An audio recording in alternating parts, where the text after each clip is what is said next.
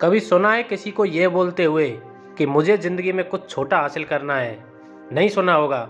हर किसी को तुमने यही बोलते सुना होगा कि मुझे ज़िंदगी में कुछ बड़ा हासिल करना है। शायद तुम्हें भी कुछ बड़ा हासिल करना होगा, लेकिन सवाल ये नहीं है कि तुम्हें हासिल क्या करना है। तुम्हारी मंजिल बड़ी है या छोटी, तुम्हारा लक्ष्य बड़ा है या छोटा। अभी तुमने पहली सीढ़ी चढ़ी है, लेकिन कम से कम तुमने अपने मन में ये सोचा तो सही कि तुम्हें कुछ हासिल करना है। कम से कम इसी सोच की वजह से तुम कुछ कोशिश तो करोगे। तुमसे ज़्यादा गिरे हुए तो वे लोग हैं जिन्होंने आज तक यह नहीं सोचा कि उन्हें हासिल क्या करना है।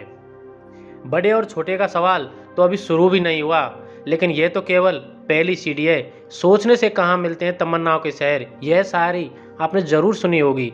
सोचते रहने वाले, बातें करते रहने वाले, बड़ी बड़ी फेंकने वाले दोस्तों के बीच तो फेमस हो सकते हैं, लेकिन दुनिया उन्हें नहीं जानती।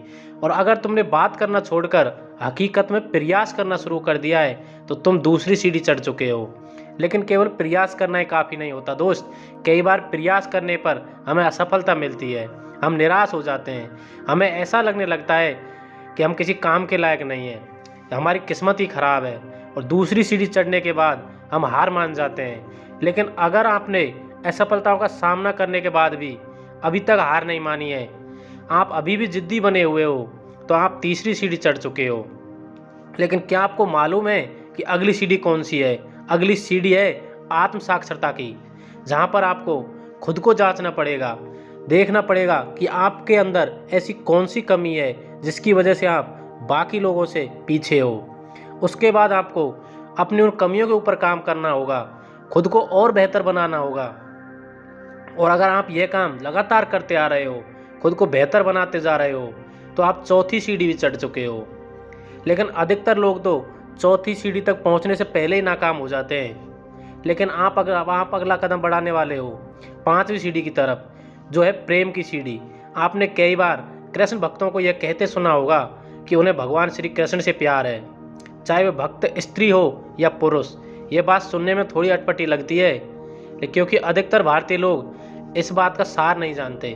पांचवी सीढ़ी मंजिल को पाने की अंतिम सीढ़ी होती है। हो सकता है आप भक्ति ना करते हो, लेकिन फिल्में तो देखते ही होंगे, और ये डायलॉग भी आपने सुना ही होगा, किसी चीज़ को अगर शिद्दत से चाहो तो पूरी कायनात आपको उससे मिलाने में लग जाती है। यह है प्रेम की ताकत, यह है लगन की ताकत, और यही होती है पांचवी और आखिरी सीढ़ी। आपको इसी ताकत का इस्तेमाल करना होगा। सारी निराशा से ऊपर उठकर खुद को मंजिल के लायक बनाकर आपको अब उसे प्राप्त करने के लिए लगातार प्रयास करने पड़ेंगे। और उन लगातार प्रयासों के लिए आपको अपने मन को नहीं मारना है, बल्कि आपको अपने मन से ही प्रयास करना है।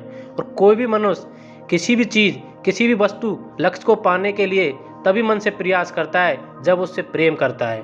अगर आपको अपनी मंजिल से लगाव है, तभी आप किसी वजह से बिना रुके, बिना थके लगातार उस मंजिल को पाने के लिए प्रयास कर पाओगे। और एक दिन ऐसा आएगा जब आपको आपकी मंजिल मिल जाएगी।